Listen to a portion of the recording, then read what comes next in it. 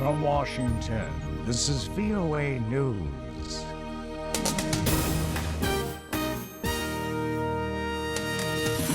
I'm Joe Palca reporting. Journalists killed in Ukraine.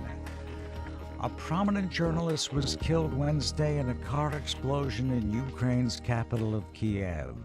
Ukrainian media reported that 44-year-old Pavel Sheremet, a reporter with the country's top online news website, Ukrainska Pravda, died when a blast tore through the car he was in as he prepared to go to work. Images from the scene showed a charred vehicle with all four doors open. The chief of Ukraine's national police said the blast was being investigated as a homicide and that an explosive device equivalent to 400 to 600 grams of TNT had been used. The killing of Sheremet, a pro-Western journalist born in Belarus but a Russian citizen, sent shockwaves through Ukraine and its journalistic community. Ukrainska Pravda's founder was murdered in the year 2000 after exposing the corruption scandals of Ukraine's then-president Leonid Kuchma.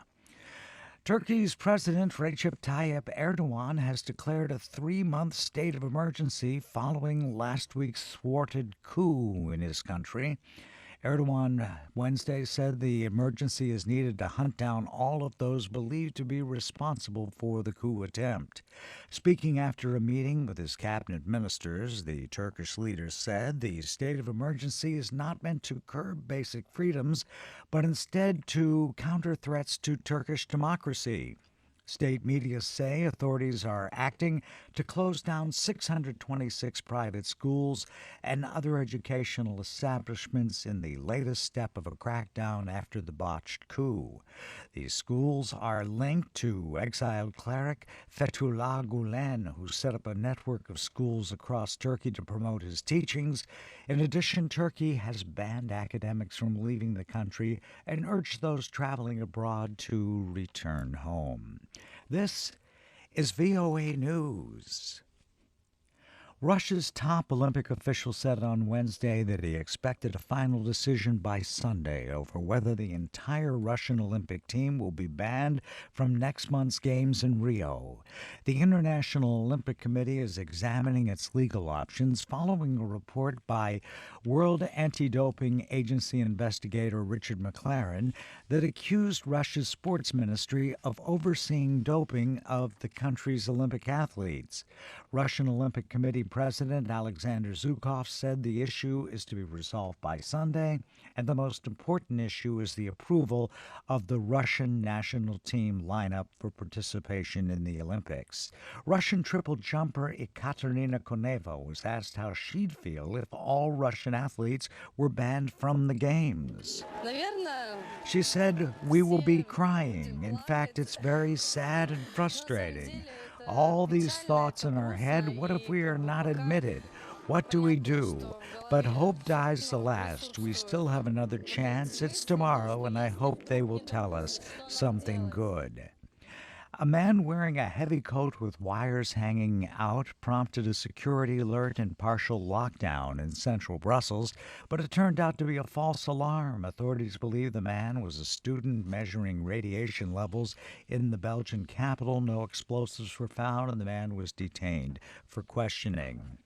AIDS looks vastly different today from the last time the International AIDS Conference was held in South Africa 16 years ago.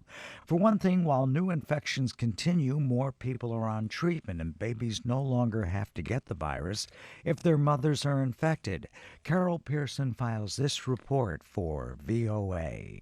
There was a time when babies of HIV-positive mothers were born with the virus and routinely got sick and died.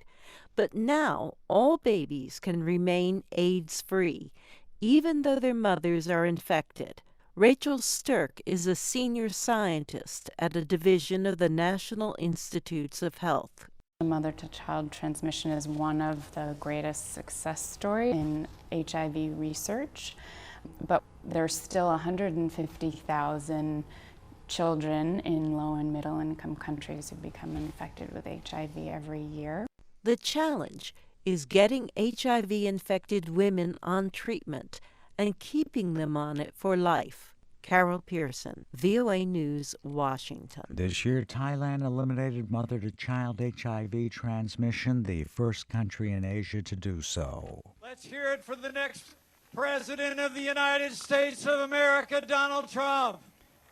The voice of Mike Pence, Indiana governor and soon-to-be Republican vice presidential nominee, as he introduces the soon-to-be Republican nominee for President, Donald Trump, as he arrived in Cleveland today. Governor Pence, picked by the Republican nominee to be his vice president, is set to make his case tonight why they should be elected as the next American leaders. For more, check out our website at voanews.com. Joe Palca in Washington. That's the latest world news from VOA.